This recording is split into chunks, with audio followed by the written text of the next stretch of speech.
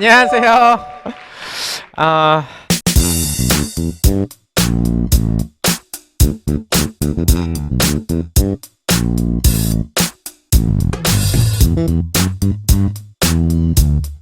저 보면은 많은 분들이 이렇게 마음속에 노래가 이렇게 들린다고 하세요. 무슨 노래인지 아시죠? 네, 참고로 제가 그 노래를 작사 작곡을 했기 때문에 네, 저작권이 저에게 있습니다. 네. 네. 진짜 오랜만에 이렇게 또 대학생 여러분들 앞에 서니까 좀 마음이 좀 떨리는데, 제가 여기 와서 나는 여러분들 나이에 어떤 고민을 했지? 라는 생각을 다시 한번 해보게 됐어요. 저는 그때 되게 고민이 많았었던, 저도 여러분들과 같은 그 대학 시절을 보냈을 거 아니에요. 근데 와서 이제 여기 그 학교에 담당하시는 목사님들과 잠깐 얘기를 나눴을 때, 여기에 계신 우리 대학생 여러분들이 가장 많이 하는 고민은 뭘까요? 라고 여쭤봤을 때, 진로와 뭐 어떤 미래에 대한 그런 불안감, 그런 것들이 지금 현재 가지고 있는 제일 큰 고민들 중에 하나가 아닐까라고 말씀을 하셨어요. 근데 저도 그래서 뒤를 돌아봤어요. 나는 그때 뭐를 고민하고 있었지? 내가 20대 초반에 나는 어떤 걸 고민하고 있었던 사람이었지? 라고 돌아보니까 생각보다 저는 진로에 대한 걱정은 크게 안 했던 것 같아요. 진로에 대한 고민을 안 했었던 이유는 제 진로가 개런티 되어 있어서 제가 잘 살 거라고 하는 믿음이 있어서가 아니라, 어떤 직장을 갖게 될지, 어떤 돈을 벌게 될지라는 것에 대한 고민하기보다는, 그때 저는 약간 어떤 거에 빠져 있었냐면, 어떤 사람이 될까? 라고 하는 질문을 되게 많이 던졌어요. 내가 23살인데, 내가 22살인데, 어느 순간 나는 30이 될 건데, 30이 돼서 30대에 10년, 40대에 10년, 50대에 10년을 살 건데, 나는 어떤 사람으로 내 30대를 살아갈까? 라고 하는 질문이 머릿속에서 떠나지 않았고, 어떤 사람으로 30대를 살아가면 그 30대, 40대를 잘 살 수 있을까라고 하는 질문이 계속 있었어요. 근데 제가 어렸을 때 그 중고등학교, 대학교를 캐나다에서 보내다 보니까 영어는 뭐 그냥 하는 거였죠. 근데 여기서 되게 중요한 저한테 마음속에 하나 드는 생각이 있었어요. 저는 합리적인 결정을 끊임없이 내릴 수 있는 사람이 되고 싶었어요. 왜냐면 우리 삶은 끊임없이 선택하는 것으로 결정되고, 그 선택이 쌓여서 삶이 바뀌게 되는데, 주어진 것들을 그냥 다 받아들이면서 사는 삶도 살 수 있잖아요. 근데 저는 1번 합리적으로 계속 고민하고 생각하고 선택하는 사람이 되고 싶었던 것 같아요. 자, 여기서 합리적으로 끝까지 고민한다라고 하는 것은, 내 삶에서 되게 비효율적인 것은 뭔가에 대해서 찾아내고 그것들을 해결점들을 계속 찾아내는 거예요. 그것이 이제 저 머릿속에 계속 박혀 있었어요. 그러다가 이제 우연찮게 이제 한국에 오게 됐는데, 한국에 오게 됐었던 이유도 이런 이유였어요. 내가 어느 날 되면 30이 되는데, 들어보세요. 캐나다에서 학교 다니고 나서 직장 바로 취업해서 30이 돼서 내가 하는 일의 경력이 6년 정도 있고 5년 정도 있고, 그냥 미국, 캐나다에서 살던 경험이 있는 사람으로 살면서 5년의 경험이 있는 30살의 이시원과, 내가 한국에 잠깐 가서 1, 2년 바짝 돈을 벌어서 중국으로 넘어가서 26, 7에 중국에 넘어가서 거기서 또 다른 학교를 다니든지 아니면 거기에 취직을 하거나 거기에 유학을 가거나 해서 30을 맞이했을 때, 그냥 객관적으로 30대의 이시원이라는 사람의 경쟁력은 어디에 더 있을까라고 생각을 해봤어요. 당연히 그럼 뭐예요? 후자죠. 후자. 그죠? 중국에 가는 게 당연한 거예요. 그래서 한국에 처음에 와서 빨리 돈을 모아서 중국으로 유학을 가거나 취업을 갈 수 있는 돈을 모으자라고 생각을 했었던 게, 제가 아마 여기 계신 여러분들의 나이대에 했었던 그런 고민이었던 것 같습니다. 근데 제가 그래서 중국을 갔을까요? 삶은 진짜 계획대로 되지 않는다고요. 이제 한국에 와서 막 아르바이트, 이제 무역회사에 취업을 해서 열심히 막 일을 하다가 정말 우연찮게 영어 강의를 아르바이트로 회사 끝나고 하게 됩니다. 회사 끝나고 하게 돼요. 땜빵으로. 지금의 시원스쿨을 만든 제가 땜빵 강사로 사실 시작한 거예요. 그러니까 절대 알지 못했죠. 저는 제 전공과도 관계없는 영어 교육, 제 전공과도 전혀, 그리고 제가 평생 꿈을 영어 선생으로 산다는 꿈을 한 번도 꾼 적도 없고 계획한 적도 없는데, 여기서 소위 말해서 이 조그마한 강남역에 있는 어학원에서 대박이 나요. 그러니까 제 땜빵 강사의 제 수업이 인기가 너무 많은 거예요. 그래서 저는 어떻게 했는지 아세요? 가만히 보니까 회사 다니는 것보다 이 강사를 해서 돈을 모으면 더 빨리 모을 수 있는 거예요. 그래서 회사를 때려치고 풀타임 강사로 가요. 풀타임 강사로 가는데 이것 또한 7개월 만에 때려칩니다. 왜 때려쳤을까요? 저는 당시에 저녁 때는 이제 그 학원에서 풀타임 일을 하고, 아침에는 이제 그 저녁 때 성인회화반이다 보니까 제 강의를 듣던 은행, 대기업, 외국계 기업의 분들이 저를 본인네 회사들로 초대를 해서 아침마다 또 거기 가서 뭐 40명, 50명 모인 데서 수업을 계속 하는 상황이 됐어요. 근데 저는 어렸을 때부터 늦잠을 되게 많이 자는 사람이었어요. 아침잠이 너무 많았어요. 어떤 때는 학교 시험도 늦은 적도 되게 많았어요. 근데 제가 아침에 강의를 하러 가야 되잖아요. 너무 아침 일찍 일어나는 게 힘든 거예요. 그러다 어느 날 눈을 딱 떴는데 아침 수업이 7시였는데 제 수업 아침에 7시에 들으려면 거기 계신 여성 직원분들은 몇 시에 일어났어야 돼요? 회사에 7시까지 올라 그러면 5시에 일어나가지고 화장하고 완전히 풀 메이크업하고 준비 다 하고 왔는데 내가 없었던 거예요. 아침에 일어났는데 알람을 봤는데 진짜 너무 미안하고 진짜 세상에서 막 없어지고 싶은 그 미안함이 막 들더라고요. 그래서 카톡해서, 그때는 카톡이 아니고 문자였죠. 문자에서 너무 죄송하다고, 제가 다음부터는 이런 일 없겠다고 막 했는데 거기서 괜찮대. 그럼 제가 2번은 안 했을까요? 한 번 했는데 한 2주 지나서 또 일어났는데 9시인 거예요. 문자가 막 엄청 오고 부재중 전화가 엄청 와 있는 거예요. 진짜 어떡하지? 죄송하다고 했어요. 그 다음부터는 새벽 1시에 일어나고 새벽 2시에 일어나고 새벽 3시에 자다가 깜짝깜짝 놀라서 일어나는 거예요. 자, 저는 되게 잘한다라고 하는 것을 발견을 했죠. 그리고 되게 그 분야에서 너무 잘했어요. 근데 제 삶이 되게 막 행복하지 않았어요. 밤잠을 제대로 못 자니까, 자꾸 깨면서 일어나니까. 그래서 자, 근데 여기서 이런 얘기 우리 듣잖아요. 참고 꾸준히. 저는 사실 그거에 반대예요. 요령을 계속 부려야 된다고 생각해요. 방법을 계속 찾아내야 된다고 생각해요. 불편함에 익숙해지면 안 된다고 생각해요. 그래서 첫 번째로 시원스쿨을 시작하기 전에 시작했던 게 뭐냐면, 나한테 강의 요청이 엄청 많이 오니까 내가 강사 에이전시를 해야 되겠다. 그래서 나한테 요청 들어오는 거를 강사를 파견 보내는 것을 해야 되겠다고 생각을 했어요. 합리적이잖아요. 그리고 거기에 저는 수수료를 받으면 나 아침에 안 일어나고 강사 선생님들 다 보내고 나는 그것을 어레인지하는 사람으로 살면 되겠다. 아침에 안 일어나려고. 근데요, 제가 그걸 해보니까, 제가 그걸 하니까 어떤 일이 일어났냐면, 각 막 은행들마다 저희 그 인사를 담당했던 분들이 제 학생들이었는데, 그 어른들이 우리 선생님이 강사 에이전시를 했으니까는 뭐 각 지점들별로 영어 선생님 필요한 분은 여기에 연락 주세요 해가지고 인트라넷에 막 올려주셔가지고 엄청 많이 들어온 거예요. 그러다 보니까 제가 굉장히 많은 강사분들을 파견을 보내야 됐어요. 자, 여기에 문제가 또 생겼습니다.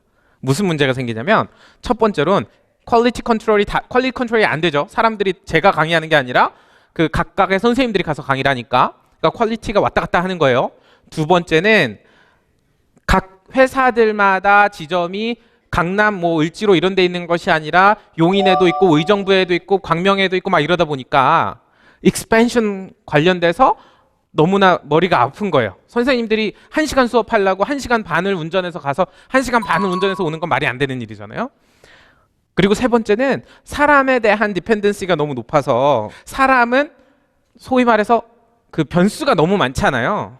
그래서 이 비즈니스 모델 자체가 저의 마음에 평화를 주기보다는 저의 마음에 아주 많은 트러블을 주는 것을 발견하게 됐습니다. 저는 강의는 안 할지 모르지만 퀄리티 컨트롤 안 돼요. 익스펜션 안 돼요. 사람에 대한 그 디펜던시가 언서튼티를 너무 많이 만들어서 이 세 가지 때문에 인생이 행복하지가 않아요. 자, 그러면 여기서 이것을 참고 계속 살아야 할까요? 이 불편함을? 자, 또 고민을 합니다. 이 세 가지를 어떻게 해결할 수 있을까라는 고민을 하다가 그때 생각해낸 게 지금 이제 15년 전에 만들어진 시원스쿨입니다. 시원스쿨에 제 강의를 올리면 퀄리티 컨트롤 되죠. 왜냐하면 제 강의밖에 없으니까요. 2번 익스펜션, 인터넷이 되는 곳들은 어디나 갈 수 있죠. 3번 많은 사람이 필요하지 않기 때문에 상대적으로 그 uncertainty가 낮을 수밖에 없죠. 이 세 가지 문제가 해결이 되는 거예요. 야, 이거다 해서 시작을 하게 된 것이 시원스쿨입니다. 자, 이거는 뭐부터 시작됐어요? 난 아침에 일어나는 게 너무 싫은데 이거부터 시작된 거예요. 참고 살자 이게 아니라 아침에 일어나면 어떻게 하면 아침에 안 일어나고 살 수 있지? 해서 만든 솔루션이 세 가지 문제를 낳았어요. 이 세 가지 문제를 어떻게 해결할 수 있지? 이 세 가지 문제를 해결하고 간 거예요. 자, 그렇게 해서 나온 게 시원스쿨입니다. 자, 근데 시원스쿨은 그러면 어떤 장점이 있었을까요? 처음에 나왔을 때 당시 제가 예를 들어 학원에서 강의를 하면 주 이틀을 제 수업을 듣는다고 치면은 이 주 이틀의 수업을 듣기 위해서 보통 학생들이 뭐 10만 원인가 15만 원인가 냈을 거예요. 그리고 이렇게 그룹으로 쭉 이제 학원에 왔겠죠. 그렇죠? 근데 시원스쿨은 당시에 한 달에 제가 세팅했던 가격이 24,000원이었어요. 그러면 전 이렇게 생각한 거예요. 월 15만 원 내고 주 이틀을 강남역까지 찾아와서 이 시원 강의를 퍼블릭 안에서 들을래? 아니면 그냥 집에서 25,000원 내고 월요일 듣든 화요일 듣든 수요일 듣든 목요일 듣든 금요일 듣든 아침에 듣든 저녁에 듣든 내가 원하는 시간에 들을래? 어떤 게 더 합리적일까? 근데 이런 비즈니스 모델이 당시 없었는데 이제 이 비즈니스 모델의 합리성은 후자에 있다고 생각이 되어서 이것을 시작하게 됐었습니다. 그러니까 그게 이제 시원스쿨의 출발이었고 그 후에 어떤 또 문제점에 봉착을 하게 되냐면 세상은 계속 변하는데 우리가 그래서 사실 처음에 시원스쿨을 만들었을 때 이제 난 됐어. 이제 이걸로 돈을 벌고 나는 쉬고 놀고 놀러 다니고 여행 다니고 이럴 줄 알았는데 세상이 끊임없이 변하잖아요. 근데 내가 빌드한 시스템은 변해요, 안 변해요? 안 변해요. 결국에는 변화하는 세상의 니즈를 맞추기 위해서 내가 여행 다니려고 하고 내가 쉬려고 하면 조직을 빌드하는 수밖에 없는 거예요. 왜냐하면 이 조직, 사람들로 구성되어 있는 이 조직은 시스템을 계속 바꿔갈 거니까.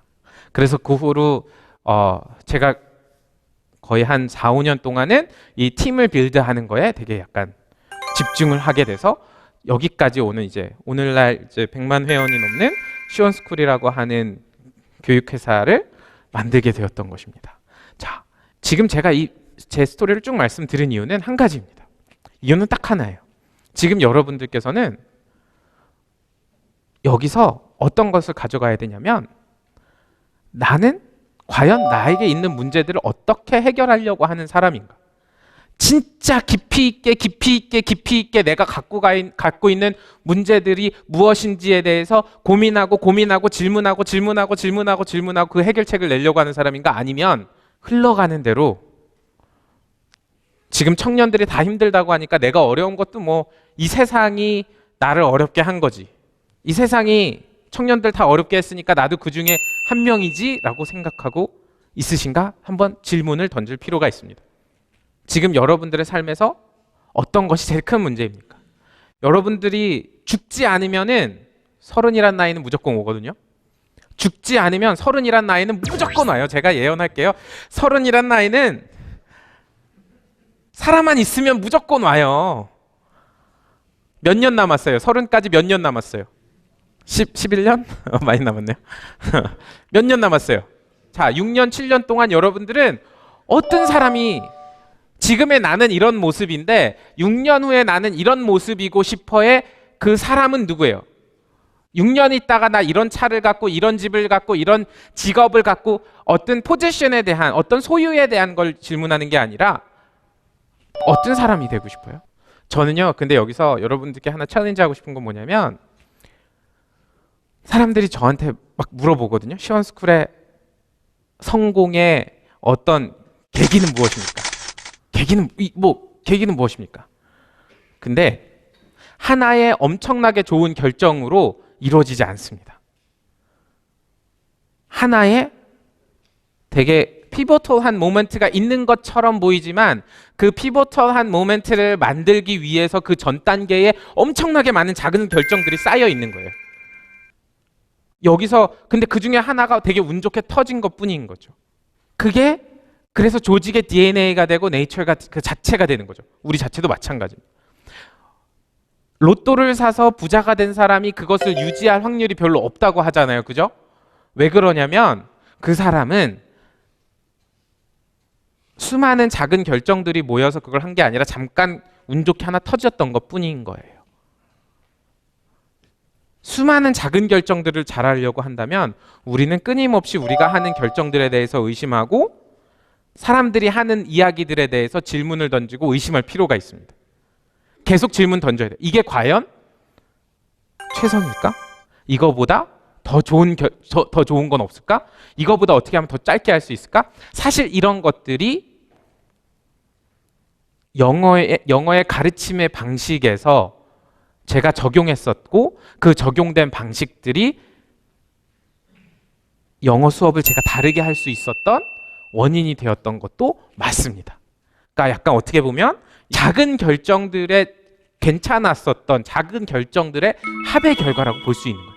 자, 그러면 여러분들은 근데 저뿐만 아니라 이 사회에서 어느 정도 성공을 했다라고 하고 좋은 회사를 만들고 좋은 비전을 만들고 좋은 영향력을 만든다고 하는 사람들은 하나의 어떤 계기로 뭐가 떠가지고 되는 것들이 아니라 진짜 그런 수많은 결정들 할 수 있는 사람들이었다는 건데 여러분들은 그 사람들이 되려면 무엇을 해야 될까요? 라고 하는 질문을 던지지 않을 수가 없습니다. 저는 1번 진짜 좋아하는 책이 1번은 있어야 된다고 생각합니다. 제가 어렸을 때 정말 많이 읽었었던 책 중에 하나는 저 오늘 이거 한 권 추천하고 싶은데요. 좋은 기업에서 위대한 기업으로 Good to Great이라는 책인데 이 책을 저는 제가 나중에 사업을 할지 안 할지 모르지만 제가 대학교 때 진짜 많이 읽었었던 책이 한 30번 읽었던 것 같아요. 제가 30번 넘게 읽었었던 이유는 이 책을 계속 질문하면서 읽었기 때문이고 이 책의 저자의 생각에 저는 너무나도 동의했기 때문에 그 저자의 생각이 그냥 좋은 말이구나 하고 넘어가는 것이 아니라 그것이 정말 내 것 탓했으면 좋겠다. 그래서 계속 질문하고 어택하고 또 좋은 것이 있으면 계속 거의 외우듯이 해서 내가 그 사람처럼 생각하고 질문할 수 있는 사람이 되면 너무 좋죠. 저는 이 방법이 저한테는 정말 제 삶에 굉장히 큰 역할을 했다라고 생각을 합니다.